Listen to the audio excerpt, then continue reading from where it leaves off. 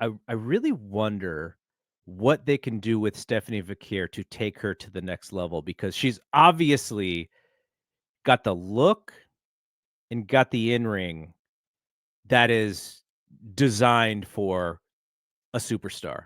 Mhm. What is there missing? Some of it is gonna be promo.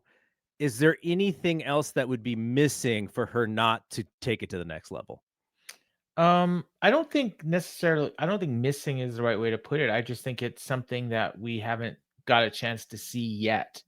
Whether or not it happens is another story entirely, but I think she needs like that moment, like Rhea headlining a show in Australia. That was huge.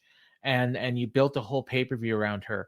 And then later on, like with coming back and having that moment with Dom and Liv, where she, like the place just blew up. And like at that point, it took her to another level. So I think what she actually needs is a storyline that people can sink their teeth into and get into. Right now, she's just a good wrestler, a great wrestler that people like and want to see more of, but there's not that storyline that you're invested in on another level. So we need to have that. She needs to interact with people. She needs to be maybe in a stable or feuding with a stable. Whereas right now, she just goes out there and has matches. Like there's no Yeah, personal grudges at all that she's had. yeah, how does she turn into now their charisma is way different, but, Hmm. Jey Uso became a top guy by winning the Royal Rumble, but you were kind of wondering if they were ever gonna go with it because you could see his ascent. Some of it was they chose to feature him more, and some of it was literally his connection with the crowd. I wonder if Stephanie because I see that same connection with the crowd in a different way, but I wonder if their, like, stamp of approval is all that it needs for her to go to that level, or if I mean, can in today's wrestling, in today's WWE, I should say, will they let the the woman star kind of be the top person? Because one of the reasons why Becky was able to get there, going back 7 or 8 years or whenever that was, is because Roman was lacking. Hmm. If Roman was on fire like the way that he was, last 2 years, she would have never got there because they would not have let her because Yeah, they would have. Rhea might have got there if Roman wasn't Right. there. Yeah. So that's also the other thing, which is we still have this, um, inequality around how men's wrestling and women's wrestling, is booked based on who can be stars and who's just gonna be supporting cast. Like, I Yeah, yeah, like AJ Lee, for instance.